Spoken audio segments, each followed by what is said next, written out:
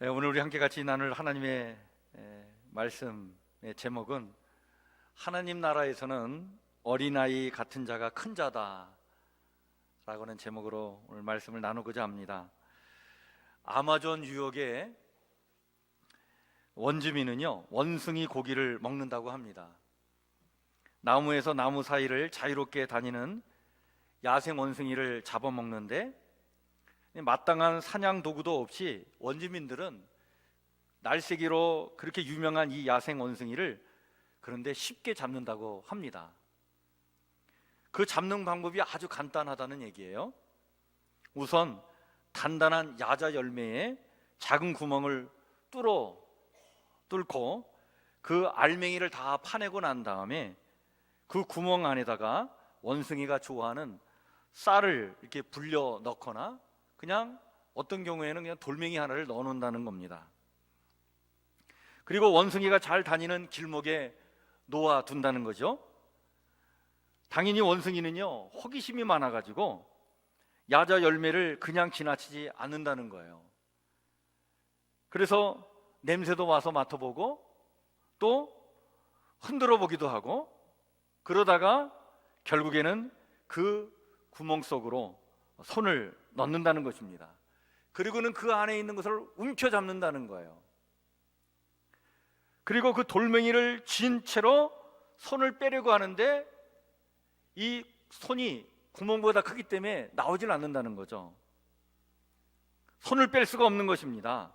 손에 잡고 있는 것을 놓아야 손을 뺄 수 있는데 한 번 잡은 것은 놓지 않으려고 하는 그 습성 때문에 끝까지 손을 빼지 못하고 발버둥을 치다가 결국에는 잠복하고 있던 원주민에게 잡혀가지고 그날 원주민의 식탁에 오르게 된다는 얘기입니다.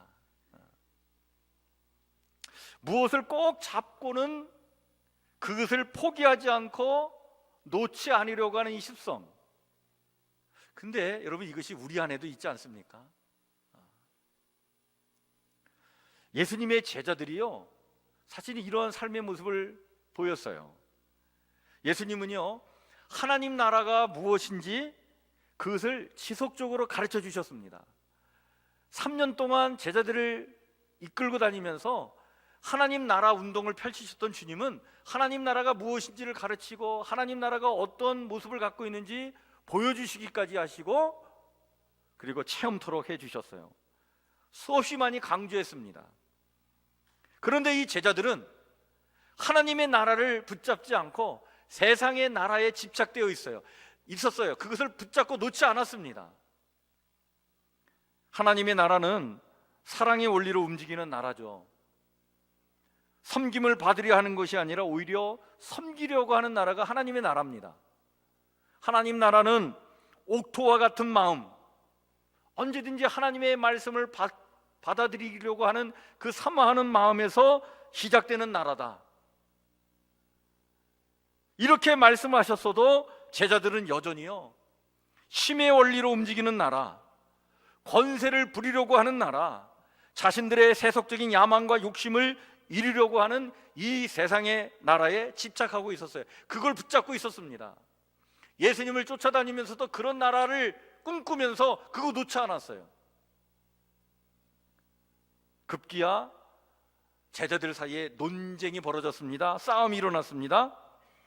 예수님은 당신의 그 비전, 이 땅에 하나님의 나라를 이루시고자 그 뜻을 이루기 위하여 십자가의 길을 가시고자 하셨습니다. 하나님 나라가 우리 안에 일어나려면 하나님께서 베푸시는 그 구원의 은총이 우리 가운데 실현돼야 그때 비로소 하나님 나라가 이루어지기 까닭에 주님은 인생들의 그 죄에서 벗어나 구원받는 인생들이 되도록 주님은 십자가 그 고난의 길을 가시고자 했는데, 제자들은요, 그 십자가를 가시는 주님을 향해서 제자들끼리는 서로 논쟁하고 다투고 경쟁하고 싸우고 있었습니다. 근데 더 안타까운 사실은 자기들끼리만 싸우면 좀 좋은데 예수님께 와가지고 누가 큰지, 정말 이 땅에 하나님의 나라가 이루어지면 누가 큰지 확인받고 싶어가지고 주님께 이렇게 질문을 던졌습니다. 천국에서는 누가 큰 자입니까? 아마도 예수님 가까이에서 따라다녔던 베드로와 야고보와 요한은요, 다른 제자들과 비교하면서 우월감을 갖고 있었을 거예요. 변화산에 올라가서 예수님의 변화된 모습을 그 근거리에서 지켜봤던 제자가 베드로와 야고보, 요한 아닙니까? 늘 다른 제자보다는 가까이 주님 가까이서 섬겼던 제자가 베드로와 야고보, 요한이에요. 그러니까 이들은 그런 기대가 있었어요. 야, 주님께서 이 땅에 하나님의 나라를 이루시면 우리가 한 자리 차지해야 되겠다. 차지할 수 있을 거야. 우리야말로 큰 자가 될 거야. 이러한 기대감을 가지고 그들은 있었어요. 그런데 다른 제자들은 그런 기대감을 가지고 그런 것을 표현하는 이 베드로와 야고보와 요한 인정하지 않았습니다. 용납할 수 없었습니다. 어찌 너희만 큰 자가 될 수 있느냐 말이지. 그래서 싸움이 난 거예요. 결국 다툼이 일어났고, 결국 인정받고 싶어서 주님께 던진 질문이 바로 이 질문입니다. 천국에서 누가 큰 자입니까? 제자들의 이런 어리석은 질문, 이 어리석음이 사실 오늘 우리에게도 있습니다. 여러분, 믿음과 신앙도 우리가 경쟁하려고 해요. 나의 믿음이 너의 믿음보다 크다라고 자랑하고 싶어 하는 거예요. 여러분, 신앙의 행위는 오직 하나님을 향한 사랑, 하나님께서 내게 베푸신 그 사랑에 감사하여 그 사랑에 나의 사랑으로 보답하고자 하는 그 순수한 사랑, 그 사랑만이 동기가 되어가지고 주님을 섬기고자 하는 것이 이게 참 신앙이고 믿음인데, 경쟁하여 큰 자로 인정받으려고 하고, 그렇게 인정받아서 다른 사람보다 내가 더 많은 보상을 좀 받아가지고 다른 사람보다는 더 많은 축복을 내가 받아야 되지 않겠느냐. 이런 세속적인 열망으로 신앙생활을 하려고 하는 것은 그건 사실은 기독교 신앙이 아닌 것입니다. 그것은 하나님 나라가 무엇인지를 모르는 바람직한 신앙은 아닌 거예요. 그런데 여러분, 이것이 우리 안에 있지 않습니까? 이런 어리석은 질문에 예수님은요, 바른 답을 주시면서 오늘 어린아이를 비유로 하여 하나님의 나라를 다시 일깨워 주십니다. 다시 한번 하나님의 나라가 무엇을 의미하는지 알려주시는데, 그 말씀이 오늘 2절부터 4절에 나오는 말씀입니다. 여러분, 이 말씀을 다시 한번 보시길 바랍니다. 예수께서 한 어린아이를 불러 그들 가운데 세우시고 이르시되, 진실로 너에게 이르노니 너희가 돌이켜 어린아이들과 같이 되지 아니하면 결단코 천국에 들어가지 못하리라. 그러므로 누구든지 이 어린아이와 같이 자기를 낮추는 사람이 천국에서 큰 자니라. 예수님은 한 어린아이를 불러 그들 가운데 세우시고 이렇게 말씀하신 것이었습니다. 내가 진실로 분명히 말해둔다. 너희가 돌이켜 진정 변화되어서 어린아이와 같이 되지 않으면 결단코 하나님 나라에 들어갈 수 없다. 그러므로 하나님 나라에서 가장 큰 사람, 위대한 사람은 누구냐? 다름이 아니라 이 어린아이처럼 자기를 낮추는 사람이다.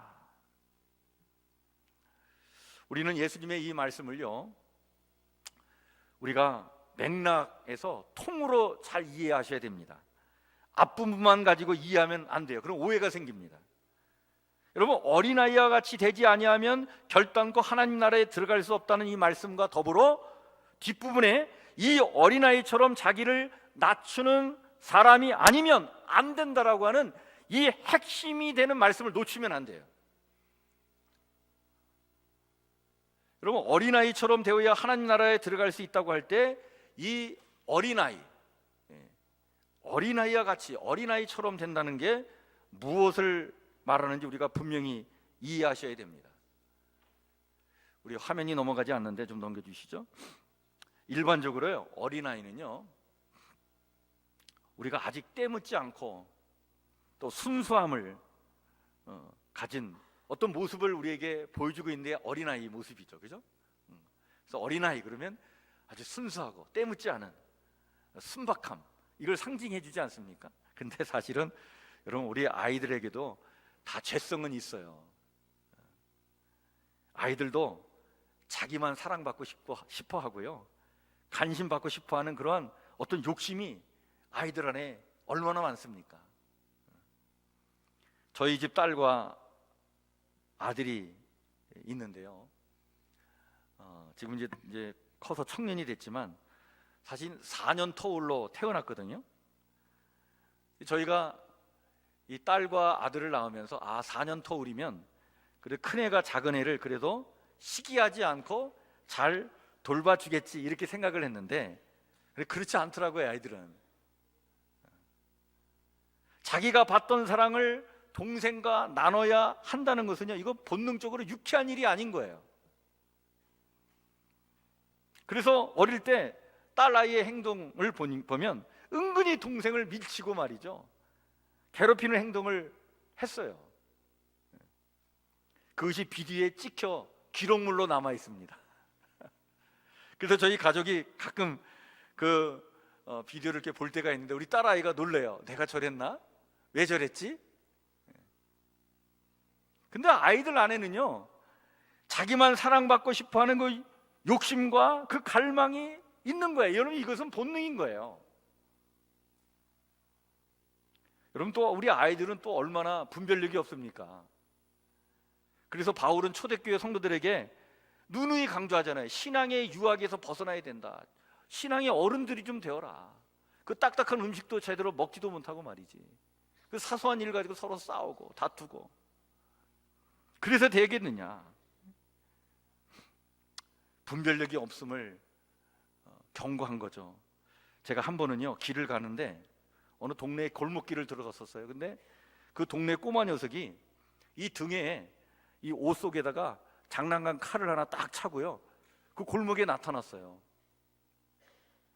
그런데 이 녀석이 갑자기 제가 길을 가는데 골목길을 딱 손으로 이렇게 딱 막더니 못 가 그러더라고요. 제가 순간 무시당한 느낌이 들어가지고 굉장히 기분이 나빴어요. 아니, 내가 이렇게 우습게 보이나? 등에 칼을 꽂고 나니까 이 녀석에 배는 게 없는 거예요. 아이들은요, 분별력이 없습니다. 제가 어릴 때 저도 그렇게 놀았어요. 보자기 하나 이렇게 들쳐매고요, 온 동네를 막 뛰어다니면서, 그때 TV에 만화 영화에 항군박쥐라는 게 나왔는데 제가 마치 항군박쥐가 된 것처럼 온 동네를 다 뛰어다니면서 막 어디에 막 뛰어내리고 막 난리치고 그런 기억이 나요. 그러다가 다리 다친 애들이 한둘이 아니었습니다. 우리 애들은요, 바퀴 4개 달린 것만 치면 다 자동차인 줄 알아요. 그리고 그거 가지고 붕붕붕붕붕붕 그리고 놀아요. 그런데 여러분, 어른이 돼가지고 이 어린아이처럼 되어가지고 그 장난감 자동차 바퀴 4개 달린 거 가지고 이 어른들도 붕붕거리면 그거 참 난처한 일이 아니겠습니까? 등에 칼 꽂고 천하무적인 것처럼 시족거 다니면 정말 난처한 일입니다. 예수님은 어린아이처럼 되어야 한다고 할 때 어린아이의 한 가지 특성에 초점을 두셨습니다. 그것은 바로 뭐냐면 자신을 낮춘다는 특징입니다. 여러분, 자신을 낮춘다는 것은 절대적으로 부모에게 의존한다는 것입니다. 부모에게 절대 의존한다는 것은 아이는요, 부모와의 관계에서 건강한 아이로 성장하게 된다는 거예요. 그러니까 부모와의 관계가 아니면, 그 관계 속에서 아이는 그 관계 속에 머물지 않으면 아이는 성장할 수 없습니다. 그래서 아이들은 절대적으로 부모의 사랑이 필요한 거예요. 절대 의존적인 존재입니다. 그렇기 때문에 아이들은 부모 앞에서 자기를 낮추게 되어 있어요. 그게 본능인 것입니다. 아이는 청소년기가 되어서 독립성을 갖고 부모의 품보다는 또래 집단의 아이들과 어울리기를 좋아하고 점차 부모로부터 벗어나려고 하기 전까지는 부모에게 절대 의존적 존재로 살아갈 수밖에 없어요. 부모와의 관계에서 아이는 건강한 자기 자신을 찾아 나가야 되기 때문에 그렇습니다. 이 시기에 부모는 아이에게 절대적인 존재입니다. 따라서 부모의 역할은 매우 중요한 거예요. 이 시기에 부모의 부재 현상이 일어나지 않도록 각별한 주의를 기울이셔야 합니다. 아버지의 부재를 경험한 아이들은요, 정서적으로 건강하게 자랄 수 없습니다. 그것은 왜냐하면 아이들 안에 깊은 상처로 남아있기 때문에 그런 거예요. 아이의 삶에 아버지의 부재가 미치는 영향은 막대합니다. 한 연구 조사에 의하면 아버지의 그 부재를 경험한 그런 가정 환경은 성장기 아동에게 신경생물학적인 영향을 미친다는 겁니다. 그래서 이런 가정에서 자란 아이는 탈선 행동을 할 가능성이 더 높고, 특히 약물 중독의 위험이 높고, 공격적이고 그리고 성급한 그런 성격을 갖기가 아주 쉽다는 얘기입니다. 어머니의 부재로 인한 애정 결핍은 아이들에게는요, 치명적입니다. 정서적으로 안정감을 주지 못하여 불안한 정서를 갖게 하고요, 이상 행동을 하게 하고 건강한 자아를 갖는 데는 큰 장애 요소가 됩니다. 그러니까 아이는 엄마의 사랑이 정말 필요한 존재예요. 우리 출생에서 18개월까지 어머니와의 관계에서 어머니의 사랑으로 말미암아 신뢰를 갖게 된 아이는 희망과 자신감을 갖고 이 땅을 살게 되어 있습니다. 그런데 이 어머니의 부재를 경험하고 어머니의 사랑을 받지 못하고 그 애정 결핍이 된 아이는 그 정서에 불신감을 갖게 돼서 그 아이는 위축되어 살아갑니다. 싫어, 내가 할게 라고 말하면서 자아가 발달해가는 3세까지의 아이에게는요, 부모의 세심한 관심과 배려로 자율성을 인정해주면 아이는 의지력이 생겨가지고 의지가 있는 존재로 성장을 합니다.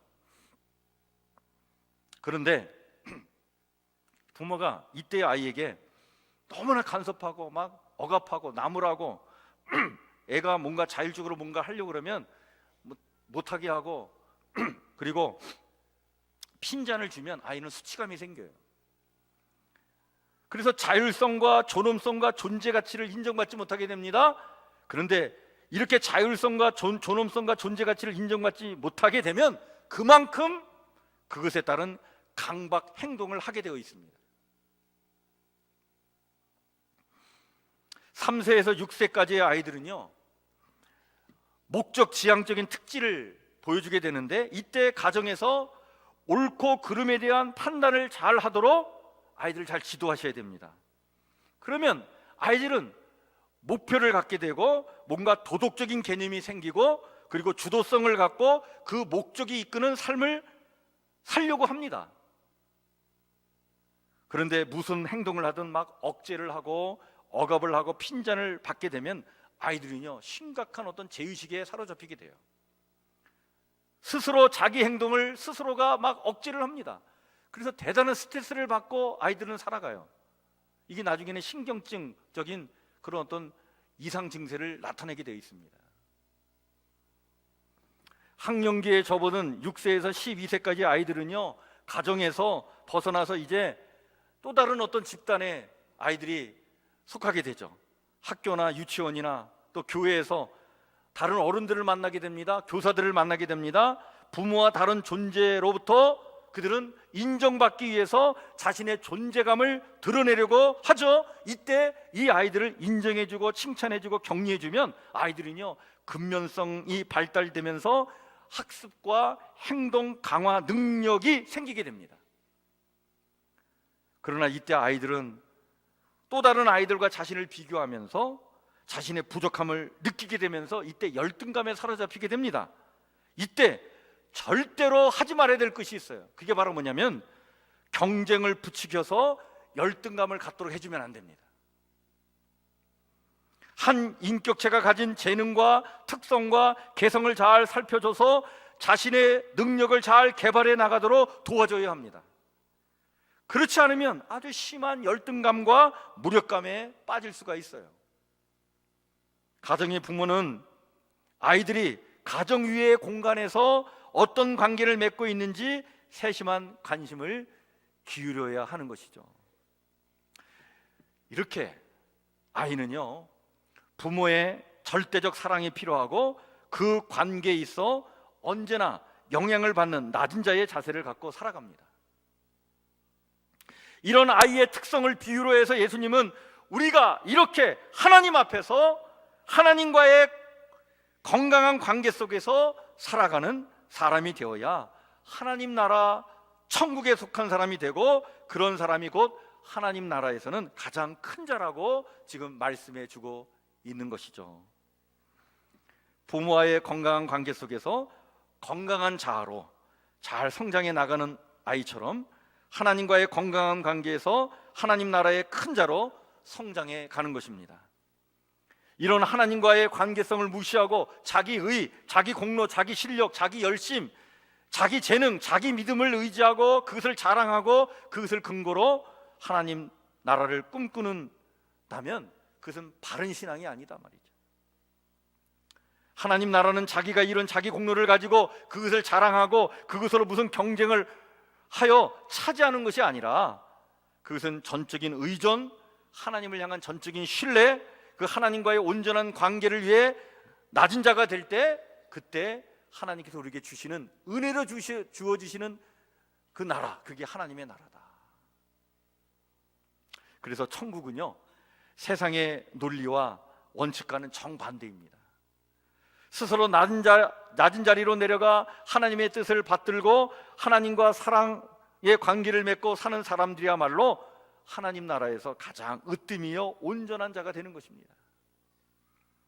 이런 어린아이와 같은 자세를 가지고 또한 다른 사람들을 그렇게 대해야 하는데, 그것이 하나님 나라에서 살아가는 사람들의 모습인데, 그래서 주님은 우리에게 이렇게 말씀해 주고 있죠.